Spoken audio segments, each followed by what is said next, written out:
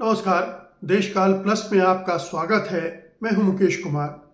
दोस्तों, अमेरिकी हमलों का जिस तरह से ईरान जवाब दे रहा है, जिस तरह से उस पूरे इलाके में जिन जिन देशों में अमेरिकी सैनिक अड्डे हैं उन्हें ध्वस्त कर रहा है, और हाल में जॉर्डन में जिस तरह से उसने हमले किए अमेरिकी अड्डे पर, अमेरिकी सैनिकों को निशाना लगाया, अमेरिकी विमानों को ध्वस्त किया और अमेरिकी अड्डे को तहस नहस कर दिया।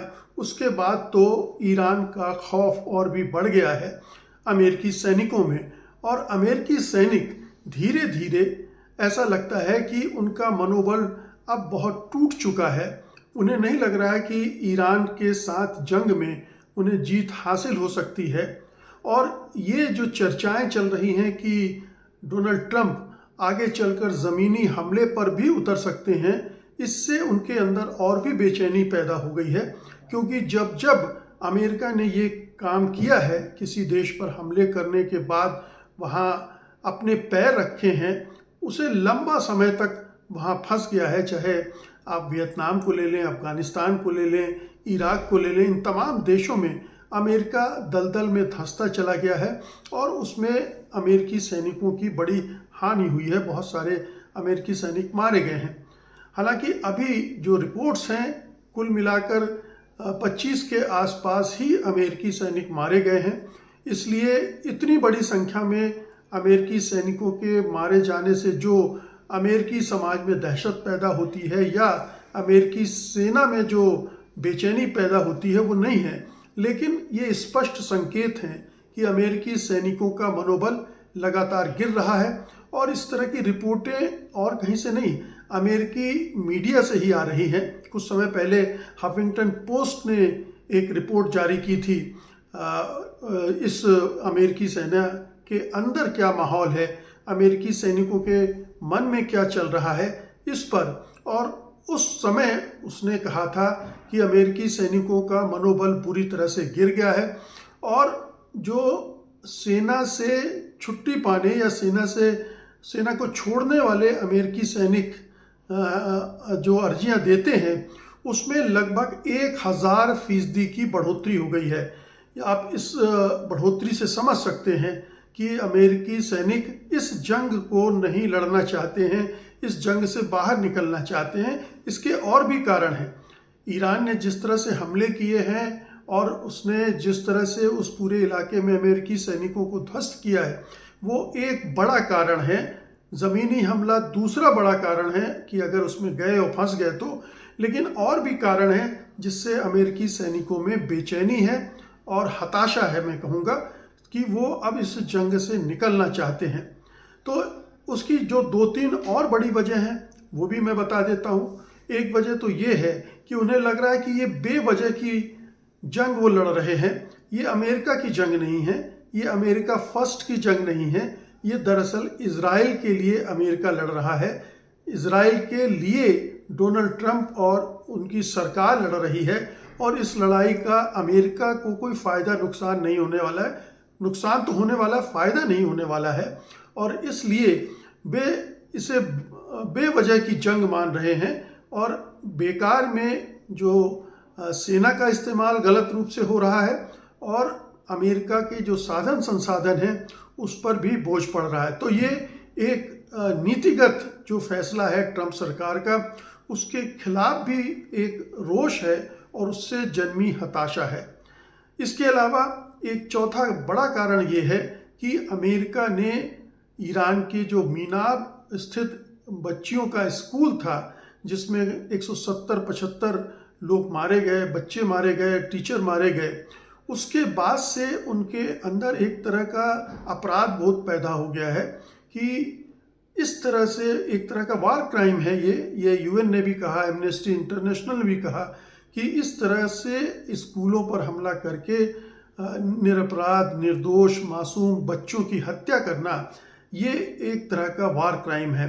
तो अमेरिकी सेना को ये भी लग रहा है कि ये जो जंग लड़ी जा रही है ये एक तो बेमकसद है, बेमानी है, दूसरा मानव अधिकारों का हनन भी है। वो ये भी जानते हैं कि ईरान ने इसकी पहल नहीं की थी।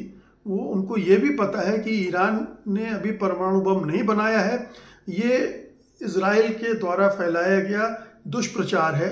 और इस दौरान, इस युद्ध के दौरान ईरान ने जिस तरह से मुकाबला किया है अमेरिका का और पूरी दुनिया में वाहवाही लूटी है, शाबाशी हासिल की है, इस वजह से भी उन्हें लग रहा है कि ये जो जंग है वो एक तो बेमानी है, बेमतलब है, दूसरी तरफ अमेरिका सेना के दुरुपयोग से निरपराध लोगों की हत्या कर रहा है। तो ये एक और वैसे तो सैनिकों को ये पट्टी पढ़ाई जाती है कि जो भी ऊपर से कमांड आए, जो भी नैरेटिव आए, बस उस पर टिके रहो, उसी के आधार पर आपको जंग लड़नी है, आपको और कुछ नहीं सोचना है।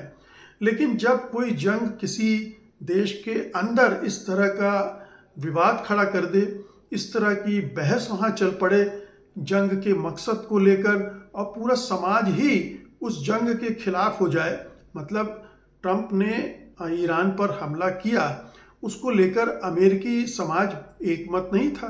उसे शुरू से ही लग रहा था कि ये जंग बेवजह शुरू की गई है।